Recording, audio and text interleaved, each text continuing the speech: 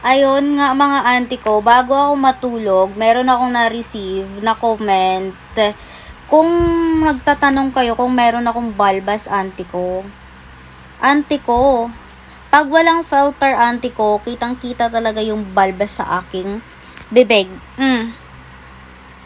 Nakikita niya ba yan? Auntie ko, lagpas pa nga dito oh. Auntie ko, hindi siya edit or hindi siya binili tayo sa Shopee te. Te, yan po ay, masakit siya te. Auntie ko, ano nangyayari sa mundo? Ba't parang baliktad? Kababaing tao te, may balbas. So, wala naman tayong magagawa dun auntie ko. Kitang-kita nyo naman sa mga pilik mata ko. It's original yan siya auntie ko. Sobrang flick na flick yung pilik mata ko kahit hindi na ako maglagay ng mascara. Not edit, but I'm a bless. Tingnan mo naman te. Sobrang ganda oh. Pretty ng pilik mata ko. Tapos yung kilay ko naman auntie ko, lagpas-lagpas yan hanggang dito. So, binabawasan ko lang talaga siya.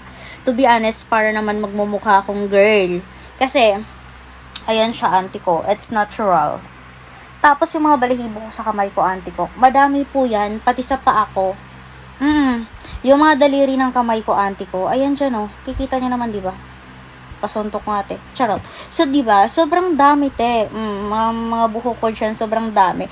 Alam mo ba, sa personal, pag nakita nyo ako sa personal, yung pisngi ko niyan, maraming mga balahibo yan te. Kaya hindi ako madalas talaga auntie ko gumagamit ng liquid foundation.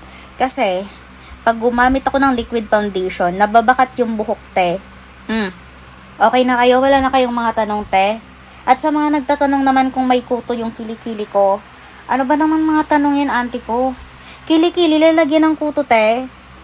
Napakadugyot naman yun, auntie ko. At sa mga nagtatanong kung meron akong putok, auntie ko, wala po akong putok te. Ayan po yung mga ginagamit kong deodorant.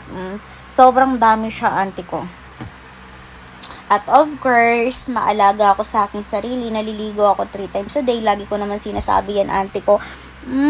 Auntie ko, balik tayo sa usapang balbas kasi ayan yung tanong nyo sa akin. Naman auntie ko, may balbas ako. At simula, tinubuan ako ng ganyan. Kumapal yan auntie ko. Hindi ko naman inahit yan. Sadyang ganyan talaga siya. Kaya sa personal, napagkakamala nila akong bakla. Lalo pag mag-OA-OA ako ng mga salita ko.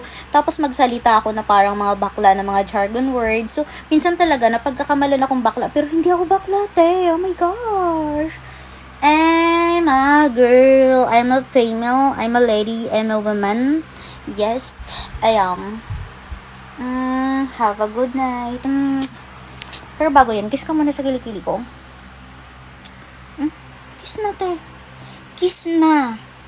Habang wala pa pawis yan. Kasi mamaya madaling araw, may pawis na yan. Kasi mainit na talaga, te. Sige ka, bahala ka siya.